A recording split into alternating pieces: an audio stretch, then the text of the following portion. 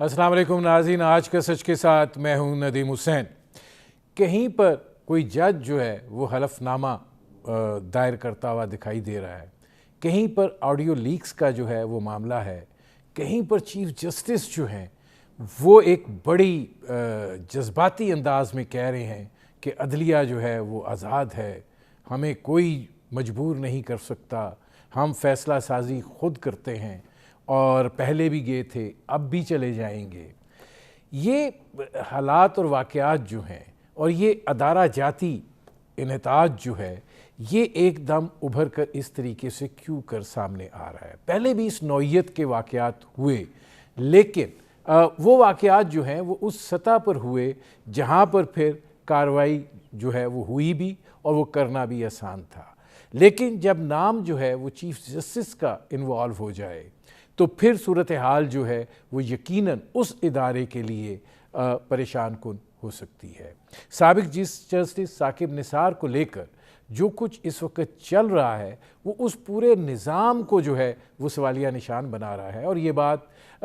उभर कर सामने आ रही है कि क्या हमारे अदालती मामलात जो हैं वो सियासत ज़दा हो चुके हुए हैं और उसके नतीजे में फ़ैसले भी जो हैं वो क्या उसी दबाव के तहत जो हैं वो आ रहे हैं। वकला की तहरीक चली थी जिसके अंदर आज़ाद अदलिया जो था वो बुनियादी नारा था, लेकिन उस वक़्त भी कुछ लोग ये बात कहते थे कि ये तहरीक भी जो है ये स्पॉन्सर्ड है। बाद के वाक़यात जो हैं और ज़ाहिर है कि जब chief justice Iftikhar Mohammad Chaudhary chief justice बने तो उस वक़्त भी हालात और वाक़यात ने जो रुख इख्तियार किया और उसके बाद जो तवातुर के साथ मामला चला और जो फ़ैसले सामने आए उसके अंदर दिखाई ये दिया कि सियासत का अंसर जो है वो ज़्यादा है। अदालतें जो हैं और जज जो हैं वो बोला नहीं करते, ये बात कही जाती है, वो अपने फ़ैसलों में बोलते हैं। आज सूरत हाल ये है कि सुप्रीम कोर्ट के अंदर जो पेंडिंग केसेस हैं वो 17,000 से बढ़कर 50,000 हो चुके हैं, लेकिन मामलात जो हैं वो उन नौइयत के जो बुनियादी तौर पर मीडिया में एक अहमियत का हामिल बनते हैं उनके ऊपर तवज्जो ज़्यादा होती है। हमारी लोअर जुडिशरी जो है उसका तो हाल ही क्या बयान किया जाए, वो मामलात जो हैं वो बुनियादी तौर पर दूसरी नौइयत के हो जाते हैं। अदलिया ज़ाहिर है रियासत का वो स्तून है कि यकीनन उसके ऊपर तनकीद जो है वो करके मामलात जो हैं उनको तवाज़ुन से अलग नहीं किया जाना चाहिए। लेकिन अब सूरत हाल ये हो गई है कि जिस तर्ज की मामलात उभर कर सामने आ रहे हैं ख़ुद अदलिया के अंदर से, वो जो है वो इस सारे मामले को एक गंभीरता की शक्ल जो है वो दे रहे हैं। और ज़ाहिर है कि इस हवाले से ये बात करना ज़रूरी है कि हम जब आज़ाद अदलिया की बात करते हैं तो उससे हमारी मुराद क्या होती है। जब हम फ़ैसला साजी की बात करते हैं तो उसके अंदर जो कानूनी अहमियत है वो कितनी ज़्यादा मैटर करती है, उसका वज़न होता है। और फिर जब सियासत ऊद कर आ जाती है तो फिर ये कमज़ोरी जो है ये क्यों कर आती है और उसके नतीजे में फिर इस तरह के वाक़यात जन्म लेना शुरू कर देते हैं जो कि किसी भी अदारे के लिए बाइस हज़ीमत होते हैं। गो कि जो कुछ अभी तक हुआ है वो मुबैना तौर पर हुआ है, एक इल्ज़ाम है, उसकी साबिक चीफ जस्टिस साकिब निसार जो हैं वो तरदीद कर चुके हैं, लेकिन जिस प्लेटफॉर्म से आया है उसके ऊपर फिर ज़ाहिर है कि उनको एक फ़ैसला करना होगा और वो फ़ैसला जो है वो ज़ाहिर है कि अदालती कार्रवाई का फ़ैसला है। ये सारा मामला जो है क्या इसकी नौइयत बनेगी, क्या सिलसिला जो है वो आगे बढ़ेगा और फिर चीफ जस्टिस गुलजार साहब को क्यों इस कदर जज्बाती लहजे में, बिल्कुल ऐसे लगता था वो फ्रस्ट्रेटेड हैं, कहने की नौबत पेश आ रही थी कि अदलिया जो है वो आज़ाद है। और ज़ाहिर है कि आज़ाद अदलिया के फ़ैसले जो हैं वो उसकी इस जो बयान है उसको मुस्तहकम करते हैं, उसको ताकत बख्शते हैं, उसको क़ुव्वत बख्शते हैं। लेकिन लहजे की सख्ती जो है उसके अंदर फ़ैसलों की कमज़ोरी क्यों आया होती है। बुनियादी तौर पर ये वो सूरत हाल है जिस पर करेंगे बात। आपका अपने मेहमानों से तारुफ़ करवाते हैं। हमारे साथ मौजूद हैं वसीम सज्जाद साहब, मुमताज़ माहिर कानून है। ہمارے ساتھ موجود ہیں حامد خان صاحب، سابق صدر رہے سپریم کورٹ بار کے، اور ہمارے ساتھ موجود ہیں یاسین آزاد صاحب، سابق صدر رہے سپریم کورٹ بار کے۔ یہ سیزنڈ قانون دان ہیں اور ظاہر ہے ان کی جو ایک سوچ اور جو ایک فکر ہے اس کے اندر ایک توازن بھی ہے، اور ظاہر ہے کہ یہ بہتر انداز میں خامیوں کی نشاندہی بھی کر سکتے ہیں، اور ظاہر ہے کہ ان چیزوں کے بارے میں بھی بات کر سکتے ہیں جو حالات اس وقت درپیش ہیں۔ وسیم سجاد صاحب، عدلیہ کو یہ کہنے کی ضرورت ہوتی ہے ہم آزاد ہیں؟ عام طور پہ تو نہیں ہوتی، لیکن یہ جو پس منظر تھا جس میں چیف جسٹس صاحب کو یہ بات کرنی پڑی، وہ یہ تھا کہ کانفرنس ہو رہی ہے اور اس میں سینئر ججز بھی بیٹھے ہوئے ہیں، وکلاء بھی بیٹھے ہوئے ہیں، اور اس کانفرنس کے دوران ایک تقریر کی جاتی ہے جس پہ عدلیہ پہ الزامات آتے ہیں کہ یہ آزاد نہیں ہے، ڈکٹیشن لیتے ہیں۔ تو میرے خیال میں ان حالات میں چیف جسٹس صاحب مجبور ہو گئے تھے کہ وہ اس کا جواب دیں۔ اگر وہ جواب نہ دیتے تو یہ تاثر ہوتا کہ شاید وہ تسلیم کرتے ہیں اس چیز کو۔ تو میرے خیال میں وہ جو ماحول تھا کہ بھی ایک وکلاء بھی ہیں، ججز بھی ہیں، پریس بھی موجود ہے، ٹی وی پہ بھی آ رہا ہے، میرے خیال میں اس ماحول میں ان کو یہ جواب دینا پڑا، اور انہوں نے پھر جس طرح آپ نے کہا کہ کافی سختی سے جواب دیا۔ وہ یقیناً وہ شاید توقع نہیں رکھتے تھے کہ اس قسم کا الزام آئے گا اس کانفرنس میں، تو میرے خیال میں ان کو لیے بھی ایک سرپرائز تھا کہ یہ چیز ہوئی، تو انہوں نے جواب دیا۔ تو ان حالات میں میرے خیال دیا ہے، اور ان حالات میں شاید درست ہی ہے ان کا یہ جواب دینا۔ حامد خان صاحب، یہ فرمائیے گا کہ آپ کیا سمجھتے ہیں کہ عدلیہ تحریک میں جو سابق چیف جسٹس صاحب کی بحالی ہوئی تھی، کیا اس بحالی کے نتیجے میں، چونکہ افتخار محمد چودھری صاحب جو ہیں وہ عوامی کاندھوں پر سوار ہو کر واپس سپریم کورٹ کی بلڈنگ میں داخل ہوئے تھے، تو اس کی وجہ سے سیاسی عمل دخل زیادہ ہو گیا، اور وہ جو انتظامی ایک سٹرکچر ہوتا ہے وہ متاثر ہوا؟ وہ جب ایک برٹش ڈکٹیٹر نے عدلیہ کے ساتھ مداخلت کی تھی اور چیف جسٹس کو غیر عملی طور پر ہٹانے کی کوشش کی تھی، اس وقت وکلاء نے یہ سمجھتے ہوئے کہ اگر ہم اس چیز کی اجازت دیں گے تو آئندہ سے ججز اور چیف جسٹس جو ہیں یہ انتظامیہ کے رحم و کرم پر ہوں گے، اور جب چاہیں ان کو ہٹا دیں گے، بلا کے دھمکا کے استعفیٰ لے لیں گے۔ یہ نہیں ہونا چاہیے۔ اگر یہ ہوگا تو عدلیہ کسی طور پہ آزاد نہیں ہوگی۔ اس موومنٹ کا یہ پس منظر تھا، اور وہ موومنٹ بالکل ایک جینوئن موومنٹ تھی جس کو کامیابی بھی ملی، اور واپس چیف جسٹس صاحب بحال ہوئے، اور وہ جج بحال ہوئے جن کو غیر آئینی طور پر ہٹایا گیا تھا۔ یہ اب اس کے بعد کی جو تاریخ ہے اس میں بہت سارے مراحل ہیں۔ اس میں افتخار محمد چودھری کا بھی ایک رول ہے کہ انہوں نے کچھ زیادہ ہی سو موٹو پاور ایکسرسائز کر کے بہت سارے ایسے معاملات میں شاید مداخلت کی ہو جو کہ اسٹرکٹلی آئینی شاید نہیں تھے، اسلامی تھے، اور سب کچھ۔ وہ ایک کانٹروورسی اپنی جگہ ایک ہے۔ یہ کہ ان کے بعد میں آنے والے چیف جسٹس صاحب نے بھی اس معاملے میں مزید اضافہ کیا، جس طرح سے ثاقب نثار صاحب پر اس وقت بہت سارے سوالات اٹھ رہے ہیں۔ تو عدلیہ کے پہلے کے جو بھی ادوار ہے وہاں پر بھی کوئی تاریخ کو اتنی قابل قدر نہیں ہے جو کہ سن 1954 سے معاملات چل رہے ہیں چیف جسٹس منیر سے۔ تو یہ 70 سال کے پس منظر میں آپ کو ان چیزوں کو دیکھنا پڑے گا۔ یہ کوئی نئی صورتحال نہیں ہے۔ بدقسمتی یہ ہے کہ ہمارے وکلاء، ہم لوگ مسلسل سٹرگل کرتے رہے ہیں کہ عدلیہ کو آزاد کرایا جائے اور اسٹیبلشمنٹ کے پنجوں سے اس کو نکالا جائے، اور یہ ڈکٹیشن نہ لیں ملٹری ڈکٹیٹر سے، ملٹری رولر سے، اور دوسرے قسم کے ڈکٹیٹر سے۔ آپ اس ساری چیز کو اس پس منظر میں دیکھیے گا، اور اسی پس منظر میں جو حالیہ واقعات ہیں جن کا آپ نے ذکر کیا اور وسیم سجاد نے کیا وہ بھی ہے، تو ہم چیزوں کو اس کے صحیح پس منظر میں ان کو دیکھنا چاہیے۔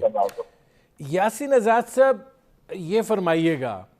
کہ ظاہر ہے کہ جب اعلیٰ عدلیہ کی بات ہوتی ہے تو توقع یہ ہوتی ہے کہ اعلیٰ عدلیہ جو ہے وہ قانون کے تناظر میں آگے بڑھے گی۔ ظاہر ہے انسان میں کمزوریاں ہوتی ہیں اور بعض دفعہ وہ کمزوریاں جو ہیں وہ فیصلہ کن مراحل کے موقع کے اوپر آڑے بھی آ جاتی ہیں، لیکن یہ فرمائیے گا کہ کیا کوئی سسٹم جو ہے اس کو تبدیل کرنے کی ضرورت ہے، جو ہمارے ججز کی انڈکشن ہے اور پھر ان کا اوپر تک آنا ہے؟ کیونکہ جب آپ وابستیوں کی بنا پر آپ ایسی جگہوں پر پہنچتے ہیں تو پھر مسائل تو پیدا ہوں گے یاسین آزاد صاحب۔ ہاں بالکل آپ نے درست کہا۔ میرا پوائنٹ آف ویو بالکل شروع سے یہ ہے کہ سارے کے سارے جو ادارے ہیں آئین کے اندر ان کی حدود کو مقرر کر دیا گیا ہے، اور اگر تمام ادارے اپنی آئینی حدود کے اندر رہ کر کام کریں تو کسی قسم کا کوئی ڈسپیوٹ سامنے نہیں آتا۔ تو ماضی میں جس طرح کچھ ہوا یا وقتاً فوقتاً جب بھی اس ملک کے اندر ڈکٹیٹر اقتدار میں آیا یا مارشل لا آیا، تو میں نے کبھی بھی یہ نہیں دیکھا کہ ہماری جوڈیشری نے کسی مارشل لا کو غیر قانونی ڈکلیئر کیا ہو۔ اگر کسی مارشل لا کو ہماری جوڈیشری ڈکلیئر کر دیتی کہ یہ مارشل جو ڈکٹیٹر آیا ہے قانون کے طاقت کے بل بوتے پر، اس کا رائٹ نہیں بنتا، اور آپ اس مارشل لا کو ڈکلیئر کر دیتے ہیں ایلیگل، تو شاید آج کی جو صورتحال ہے یا جنرلز کے جس طرح نام آتے ہیں وہ نام نہ آتے۔ اب سوال یہ پیدا ہوتا ہے کہ جو اس وقت صورتحال ہے یا جس طرح کی صورتحال آپ کو دیکھنے میں ملتی ہے، یہ بات صحیح ہے کہ کل کی اس کانفرنس کے اندر میں موجود تھا، اور جس کنٹیکس میں بات کی گئی وہ ان کا اپنا ایک طریقہ کار تھا۔ ظاہر ہے ہر آدمی کا رائٹ ہے، میں اس چیز کو یہ تو نہیں کہتا کہ وہ بہت اچھا اقدام تھا، کیونکہ اس میں فارن میڈیا بھی تھا، باہر کے لوگ بھی تھے، اور ہم سارے لوگ بھی وہاں موجود تھے۔ لیکن سوال یہ پیدا ہوتا ہے کہ دیکھنا یہ ہے کہ کیا ہمارے ادارے وقتاً فوقتاً قانون کے مطابق، قوانین کے مطابق اپنا فنکشن کر رہے ہیں؟ کیا ہمارے ادارے اس بات کی کوشش کرتے ہیں کہ جو آئین کی ریکوائرمنٹ ہیں اس کو پروٹیکٹ کر رہے ہیں؟ کیا یہ بات درست ہے کہ ایسے حالات میں جو کچھ ہم کرتے ہیں، یا جس طرح ثاقب نثار صاحب کا بات آئی، آپ نے دیکھا ہوگا کہ اس زمانے میں جس طرح آنریبل سپریم کورٹ کے چیف جسٹس نے اپنی پاور کو ایکسرسائز کیا، تو میں اس وقت بھی یہ کہتا تھا کہ یہ آنریبل چیف جسٹس کا کام نہیں ہے کہ وہ کسی ہاسپٹل کا معائنہ کریں یا کسی طرح کہیں جائیں۔ نہیں، وہ تو یاسین آزاد صاحب بہت سی چیزیں پھر مذاق ہی ہو گئی نا، وہ ڈیم کا سلسلہ، اسپتالوں کے دورے، نوٹسز جو بنتے ہیں۔ مجھے ذرا ایک بریک لینا پڑ رہا ہے، میں واپس آتا ہوں۔ ناظرین، ہماری گفتگو جاری ہے، ایک مختصر سے کمرشل بریک کا وقت ہوا ہے، ملتے ہیں اس وقفے کے بعد۔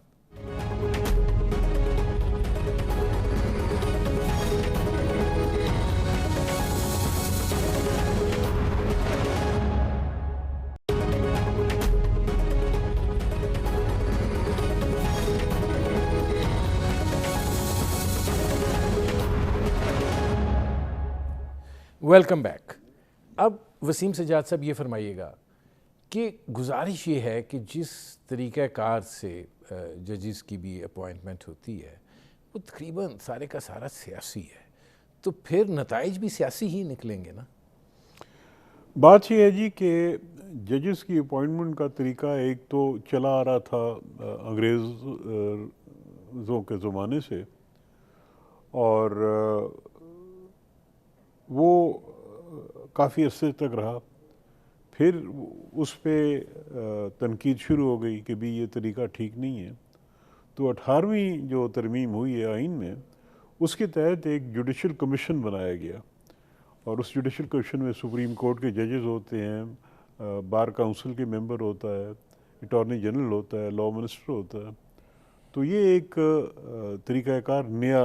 اپنایا گیا تھا، اور اس کے بعد یہ معاملہ جاتا ہے پارلیمنٹری کمیٹی کے پاس، وہ اس کی تصدیق کرتے ہیں تو جج کی اپوائنٹمنٹ ہوتی ہے۔ لیکن دیکھا یہ گیا ہے جی کہ یہ بھی کامیاب نہیں ہوا، کیونکہ جس معیار کے ججز کی ضرورت تھی شاید اس معیار کے ججز اس طریقہ کار کے تحت، میں ساروں کے بارے میں نہیں کہوں گا لیکن کچھ ایسے حضرات آتے ہیں جو شاید اس معیار پہ نہیں اترتے جس کی قوم توقع کرتی ہے۔ تو لہٰذا پھر ایک سوچ شروع ہو گئی ہے کہ کیا یہ طریقہ درست ہے یا درست نہیں ہے۔ میرے خیال میں اس بات پہ ضرور سوچ ہونی چاہیے، اور اگر کوئی خامی ہے اس میں بہتری آنی چاہیے۔ ایک چیز جو مجھے نظر آ رہی ہے وہ یہ ہے کہ جس سوچ کے تحت یہ طریقہ اپنایا گیا تھا وہ یہ تھا کہ جو پروفیشنل چیزیں ہیں وہ تو جوڈیشل کمیشن دیکھے گی، لیکن پارلیمنٹری کمیٹی جو ہے اس کا اپنا ایک مقام ہوگا، وہ بھی دیکھے گی کہ یہ جو ریکمنڈیشن ہمارے پاس آئی ہے یہ درست ہے کہ نہیں ہے، یعنی ایک پارلیمنٹری اوور سائٹ تھا۔ سپریم کورٹ کے ایک فیصلے کے تحت پارلیمنٹری کمیٹی جو ہے اس کا رول ختم ہو چکا ہے، اور سپریم کورٹ کے فیصلے نے کہا ہے کہ جی پارلیمنٹری کمیٹی ان امور کو نہیں دیکھ سکتی، اور وہ تقریباً انہوں نے یہ کہہ دیا ہے کہ جو فیصلہ جوڈیشل کمیشن کرتی ہے وہ فائنل ہوتا ہے۔ یہ اس سوچ کے خلاف ہے جس کے تحت یہ سارا نظام بنایا گیا تھا۔ تو میرے خیال میں اس پہ غور ہونا چاہیے، کیونکہ ججز کی اپوائنٹمنٹ مثلا امریکہ میں سینٹ اس کو کنفرم کرتی ہے، وہاں پہ باقاعدہ ایک ہیئرنگ ہوتی ہے، اس کی پوچھ گچھ ہوتی ہے، اس کا سارا بیک گراؤنڈ دیکھا جاتا ہے۔ اسی سوچ کے تحت پارلیمنٹری کمیٹی آئی تھی۔ پارلیمنٹری کمیٹی کا مطلب یہ ہے کہ عوام کے نمائندے اس کو دیکھ رہے تھے۔ تو اس ساری چیز کو میرے خیال میں دوبارہ دیکھنے کی ضرورت ہے، لیکن ہمارا اس وقت جو نظام ہے، حکومتی نظام، کیونکہ اس میں اگر اس کو کوئی تبدیل کرنا ہے تو 2/3 میجورٹی کی ضرورت ہوگی، کیونکہ آئین میں ترمیم کی ضرورت ہے۔ لیکن جو ماحول ہے اس وقت یعنی گورنمنٹ اور اپوزیشن کے درمیان، تو وہاں پہ کوئی میننگ فل بات چیت کے ذریعے اس ایشو کو ریزالو کرنا، کوئی نئی سوچ کو ایک آئینی ترمیم کے تحت نافذ کرنا، وہ ممکن نظر نہیں آتا۔ اب حامد خان صاحب، میرا آپ سے ایک بنیادی سوال ہے، یہ ایک تھوڑا سا مجھے لگتا ہے کہ یہ ایک پرابلم بھی ہے۔ ظاہر ہے کہ سپریم کورٹ ایک آئینی ادارہ ہے، انصاف کا ایک فورم ہے، جہاں پر ظاہر ہے کہ لوگوں کی بے پناہ توقعات وابستہ ہوتی ہیں، اور جب وہ ٹھکرائے جاتے ہیں تو یا کسی مشکل میں آتے ہیں تو وہ ایک آس اور امید لے کر ان اداروں کی طرف بڑھتے ہیں۔ لیکن یہ جو وسیم سجاد صاحب نے، حامد خان صاحب، بات کی کہ یہ جو ہمیں ایک ریجمنٹلائزیشن کا چسکا پڑ گیا ہے ہر ادارے کو، یہ عدلیہ کے اندر آپ سمجھتے ہیں کہ یہ اس کی وجہ، پھر میں واپس جاتا ہوں کہ وہ وکلا تحریک کا اینڈ ریزلٹ تھا کہ نہیں، اب ہم بھی جو ہیں چیف جسٹس جو ہے، وہ جو چیف کے نعرے لگا کرتے تھے وہ چیف ہے، اور نیچے جو ہیں وہ سارے پھر جو چیف کرے گا وہی ہوگا؟ دیکھیے، یہ کافی کمپلیکیٹڈ سا معاملہ ہے، اس کو اتنے سادگی سے ایکسپلین نہیں کیا جا سکتا، کیونکہ پہلے بھی جو نظام تھا 2010 تک، جس میں تو چیف جسٹس ہی اپوائنٹمنٹ میں انوالو ہوتے تھے، وہ بھی تسلی بخش نہیں تھا۔ وہاں پر بھی فیوریٹزم اور نیپوٹزم چل رہا تھا، مسلسل چل رہا تھا، سیاسی مداخلت بھی چل رہی تھی۔ تب سے ہم خود وکلا اس کے بہت اس میں کرٹک تھے، اس نظام کے بھی۔ اس کو درست کرنے کی کوشش کی گئی تھی، بلکہ پاکستان بار کونسل میں ہی ایک ریزولوشن موو ہوا تھا، اور اس کا ہر حال میں بھی اس میں تھا، حصہ تھا، جس میں کہا گیا تھا کہ جوڈیشل کمیشن بنایا جائے۔ لیکن جس شکل میں جوڈیشل کمیشن ہم نے ریکمینڈ کیا تھا اس شکل میں بعد میں نہیں آیا۔ اس میں ہم نے وکلا کی زیادہ نمائندگی رکھی تھی اور اس میں پارلیمنٹ کی بھی نمائندگی تھی۔ دو حصوں میں تقسیم نہیں کیا گیا، جو کہ بعد میں 18ویں ترمیم کے تحت انہوں نے تقسیم کر دیا۔ تو اس لیے میں یہ کہوں گا کہ اس کے پر، جیسے کہ وسیم سجاد صاحب نے کہا، کچھ مزید تھنکنگ کی ضرورت ہے کہ کس طرح سے جو اب بھی نظام لایا گیا ہے اس میں بھی وہ مسئلے حل نہیں ہو پائے جو کہ پچھلے نظام کی کمزوریوں میں نظر آئے تھے. تو بہرحال اس کے اوپر سوچ کا ضرورت ہے. اس کا وکلا کی تحریک سے براہ راست کوئی تعلق نہیں ہے، کیونکہ غالباً جب یہ نظام انٹروڈیوس ہوا 18ویں ترمیم کے تحت. نہیں حامد خان صاحب، حامد خان صاحب میں جب یہ بات کہتا ہوں تو وہ یہ ہے کہ ایک اتھارٹیرین خواہش جو تھی وہ پوری ہوئی، اور آپ نے دیکھا کہ وہ اتھارٹیرین جو ایک رول ہے وہ کس طریقے سے چلا. ہر چیز میں مداخلت ہوئی اور اس کی ملک نے بھی قیمت ادا کی. ظاہر ہے بڑے فیصلے کیے گئے جس کے نتیجے کے اندر جو ملک کے معاملات تھے ان کو ذکر بھی پہنچی. اسی طریقے سے آگے بڑھتے چلے جائیں تو یہ ایک اتھارٹیرین جو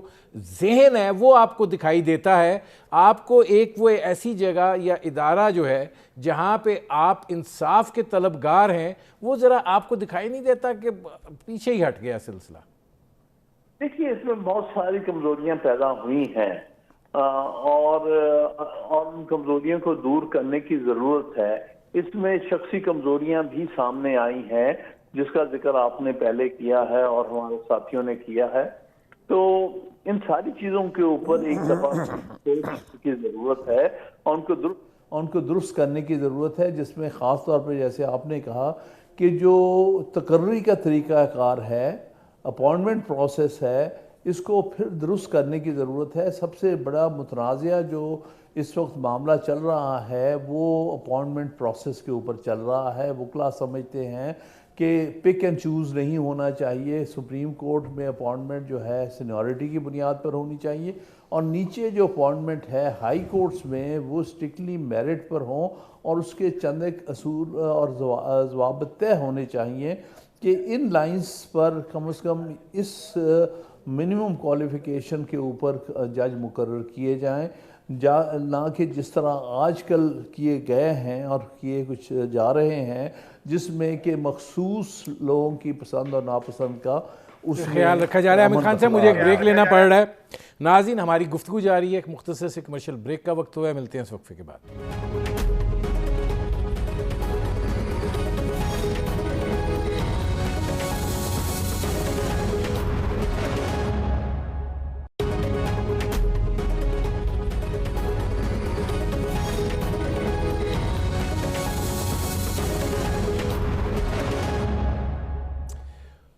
ویلکم بیک. وسیم سجاد صاحب، مطلب قاضی فائز عیسیٰ کا معاملہ ہو، شوکت صدیقی صاحب کے جو انہوں نے جو کچھ کہا وہ ہو، پھر جسٹس شمیم صاحب کا سابق جو گلگت بلتستان کے چیف جج تھے ان کا معاملہ ہو، پھر اسی طریقے سے اب ثاقب نثار صاحب کی آڈیو لیکس ہوں، پیچھے چلے جائیں جسٹس قیوم کا معاملہ ہو. کیا آپ یہ نہیں سمجھتے کہ یہ جو صورتحال ہے اس کے نتیجے میں جو ایک یقین اور اعتماد ہے وہ متزلزل ہوتا ہے، اور جب اس جگہ کے اوپر آپ پہنچتے ہیں تو پھر بجائے اس کے کہ آپ انتظامی طور کے اوپر چیزوں کو دیکھیں، دو چیزیں ایڈ آن ہو جاتی ہیں. ایک یہ کہ اتھارٹیرین میری اتھارٹی، اور دوسرا یہ کہ ایکسپوئر کتنا ہوتا ہے، کتنا اس کی ہائپ کریٹ ہوتی ہے، پھر اس طرف توجہ چلی جاتی. جی جن آپ نے ذکر کیا قاضی فائز صاحب کے کیس کا اور دیگر کیسز کا، تو اس سے پہلے افتخار چوہدری صاحب کا کیس تھا. تو آج کل جو ماحول ہے ملک کے اندر وہ بہت سیاسی ہو چکا ہے، اور افتخار چوہدری صاحب کے کیس میں بھی ایک تو چوہدری صاحب کے بحالی کے بارے میں تحریک تھی، لیکن اس سے زیادہ جنرل مشرف کے خلاف تحریک تھی، اور وہ میرے خیال ہے مل گئی تھی. اسی طرح جو باہر ہوتا ہے، یعنی سیاست جو چل رہی ہے اس کا اثر بھی جوڈیشری پہ آ رہا ہے، یعنی کسی نہ کسی طریقے سے آتا ہے. ابھی آپ نے جو ذکر کیا یہ رانا شمیم والا کیس، اب دیکھیں نا اس کا جو ٹائمنگ ہے وہ ایک ایسے وقت پہ آیا ہے جب کہ کیسز چل رہے ہیں، اور ان کیسز میں یہ جو ایلیمنٹ ہے بائس کا یہ اب ریلیونٹ فیکٹر ہوتا جا رہا ہے، اور ججز کو یہ دیکھنا پڑے گا۔ ان ساری چیزوں کا جو آپ نے ذکر کیا کہ اعتماد متزلزل ہوتا ہے، یقیناً ہوتا ہے، اور عوام جو ہے وہ اس میں ڈیوائیڈ ہو جاتی ہے۔ کچھ لوگ کہیں گے کہ جی عدلیہ ٹھیک کر رہی ہے، کچھ لوگ کرٹیسائز کر رہے ہیں، اور ایک تو آج کل پھر ماحول بدل گیا۔ کسی زمانے میں کوئی اگر معاملہ عدالت کے اندر ہے تو اس پہ کسی قسم کی تبصرہ ممکن نہیں ہوتا تھا، عدالتیں اس کو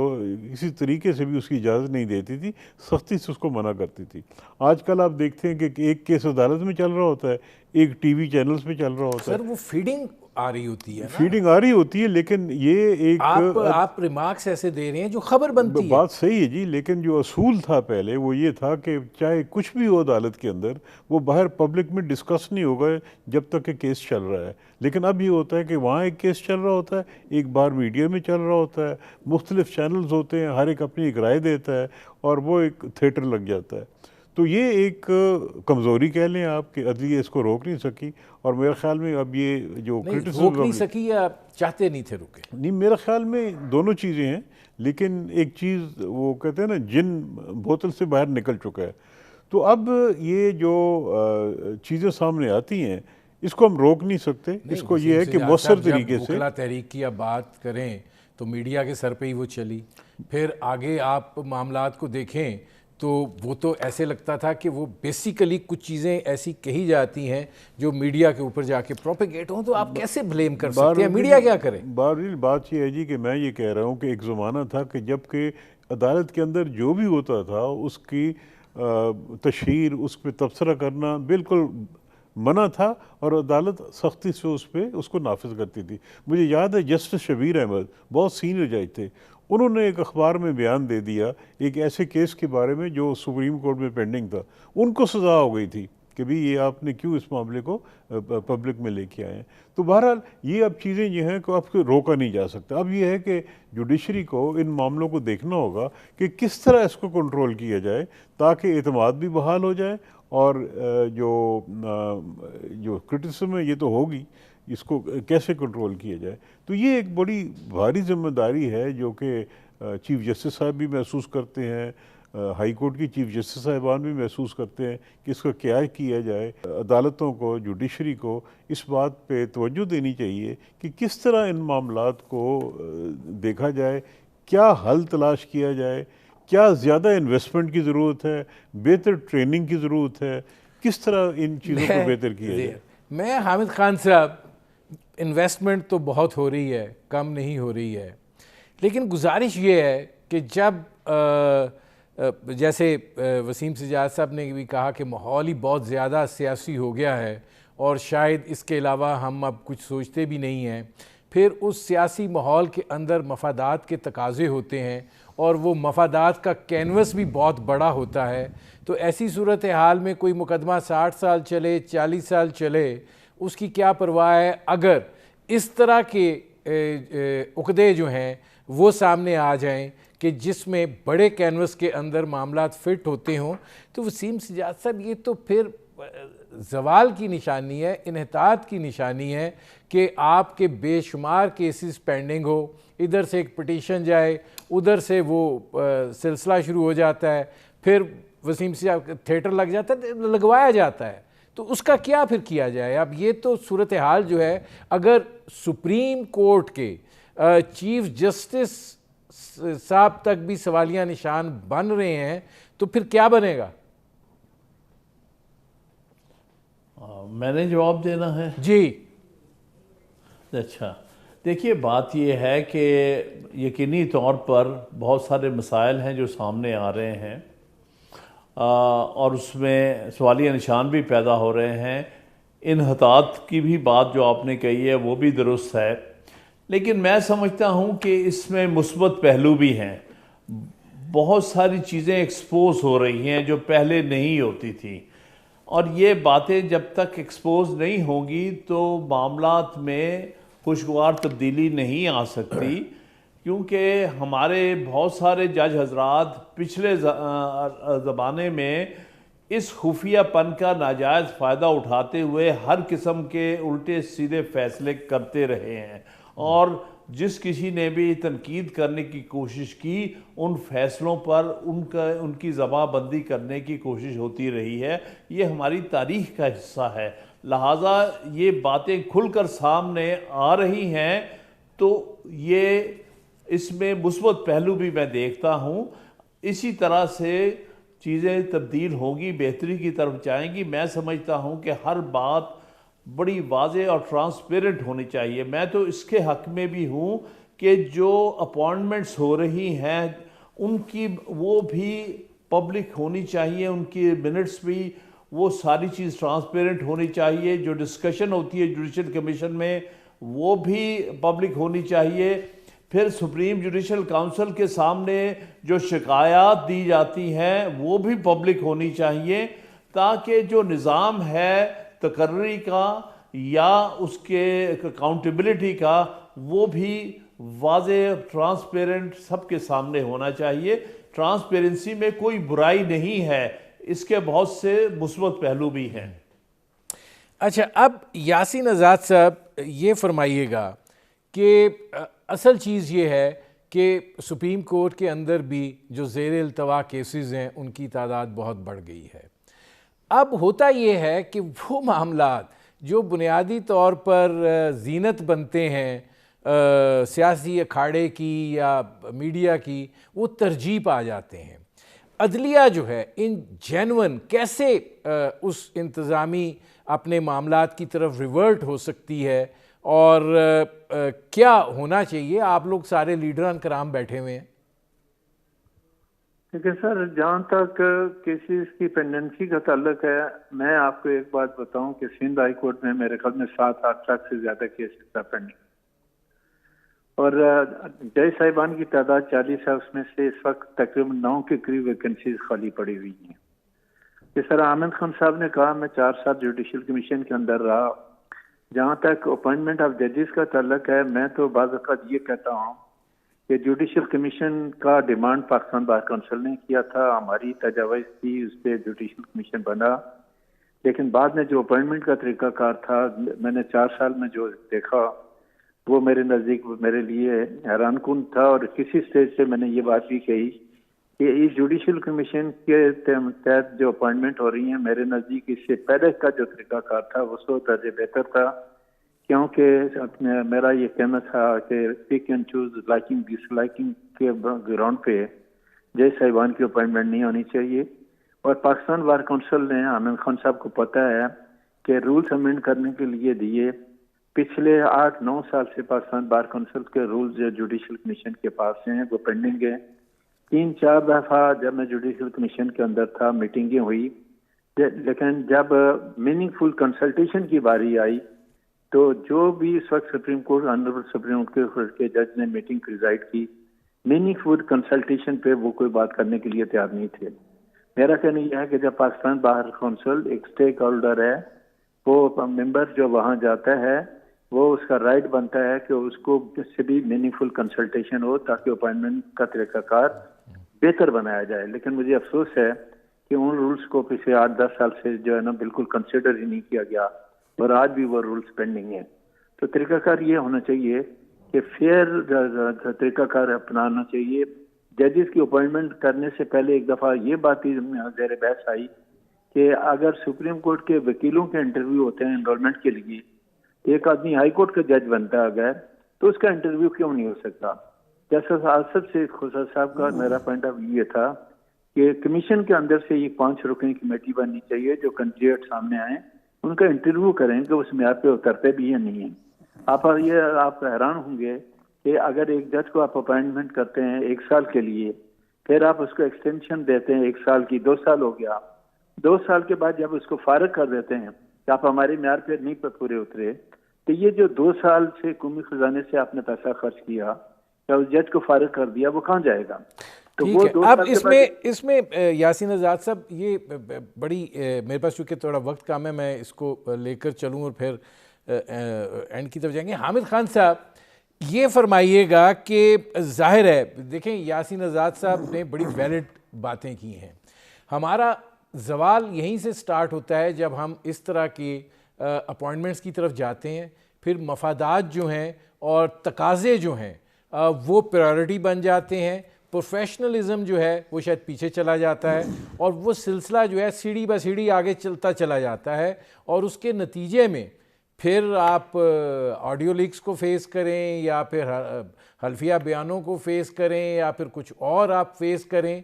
تو اس سے جو ایک ادارے کے اوپر دھبا لگتا ہے. اب یہ آپ لوگوں نے جدوجہد تو کی, ٹھیک ہے عامر کے خلاف کر لی, لیکن اپنے سسٹم کے لیے بھی تو کچھ کریں نا, تاکہ یہ جو سوالیہ نشان بنے ہوئے ہیں یہ ایک عزت اور وقار کا مسئلہ ہے, عدلیہ کا ایک بڑا جسے کہتے ہیں اہم کردار ہے, تو اس کے اوپر بھی تو کچھ ہونا چاہیے کہ نہیں آپ لوگ بس ٹھیک ہے. نہیں دیکھیے ایسی بات نہیں ہے, وکلاء ہمیشہ سے سسٹم کو بہتر کرنے کے لیے اسٹرگل کرتے رہیں. یہ کبھی بھی نہیں چاہتے کہ پک اینڈ چوز ہو, یہ لائکنگ ڈس لائکنگ پر یا نیپوٹزم یا فیوریٹزم پر فیصلے ہو. یہ مسئلہ ہمارے ہاں حکومتوں کا اور جو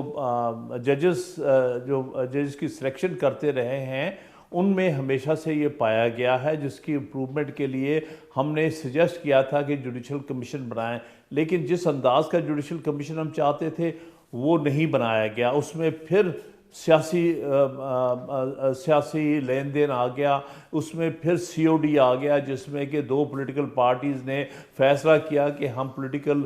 کمیٹی بنائیں گے ایک پارلیمنٹری, تاکہ ہم اپنا بھی اس میں لوگوں کو انڈکٹ کروا سکیں. تو یہ مسئلہ ہمیشہ سے چلا آ رہا ہے. جیسے کہ یاسین آزاد صاحب نے کہا, ہماری طرف سے پرپوز رولز کیے گئے ہیں کہ سلیکشن کے بنیادی اصول یہ ہونے چاہیے, کم از کم اتنی کوالیفیکیشن پوری کرتا ہو جج بننے کے لیے, تب اس کو کنسیڈر کیا جائے. تو ان رولز کو, ان قواعد کو ماننے کو جوڈیشل کمیشن تیار نہیں ہے. کیونکہ حامد خان صاحب میرے پاس چونکہ 1.5 منٹ رہ گیا ہے, لاسٹ ورڈ وسیم سجاد صاحب آپ کیا کہتے ہیں؟ مسائل ہیں جی جو سامنے آ رہے ہیں, اور جوڈیشری کی اپوائنٹمنٹس کے بارے میں بھی اب سوال اٹھنے شروع ہو گئے ہیں, جوڈیشری کے جو پروسیجرز ہیں اس کے بارے میں بھی, کردار کے بارے میں بھی سوال اٹھ رہے ہیں, ہر قسم کے سوال اٹھ رہے ہیں. اور اس کا حل تو یہی ہے کہ الٹیمیٹلی یا قانون سازی ہوگی یا آئین میں ترمیم ہوگی. اس کے لیے میرے خیال میں بہتر ہوگا کہ ایک ایسا کوئی کمیشن بنا دیا جائے جو غیر جانبدار ہو, اور اس میں پارلیمنٹ کے ممبر بھی شامل ہو, کیونکہ جو بھی تجاویز ہوں گی اس کو پارلیمنٹ کے ذریعے پاس ہونا ہے. تو لہٰذا یہ ایک, یا جس طرح انگلستان میں ہے کہ پرماننٹ لا کمیشن جو ہر وقت قوانین کو ریویو کرتے رہتے ہیں اور دیکھتے رہتے ہیں کہ کہاں پہ خامی ہے, کہاں پہ مشکلات آ رہی ہیں, اس کو ٹھیک کرنے کے لیے وہ اپنی تجاویز دیتے رہتے ہیں, اور ایک پورا محکمہ ہے جو اس پہ ہر وقت لگا رہتا ہے. اس قسم کی چیز ہونی چاہیے, لیکن اسٹیٹس کو جو ہے میرے خیال میں ایکسیپٹیبل نہیں چاہیے. میرے پروگرام کا وقت ختم ہو رہا ہے. بہت شکریہ وسیم سجاد صاحب, بہت شکریہ حامد خان صاحب, بہت شکریہ یاسین آزاد صاحب. ناظرین آپ نے ہمارے پینل کے شرکاء کی گفتگو سنی, اب تک کے لیے اتنا ہی, اجازت دیجیے, اللہ حافظ.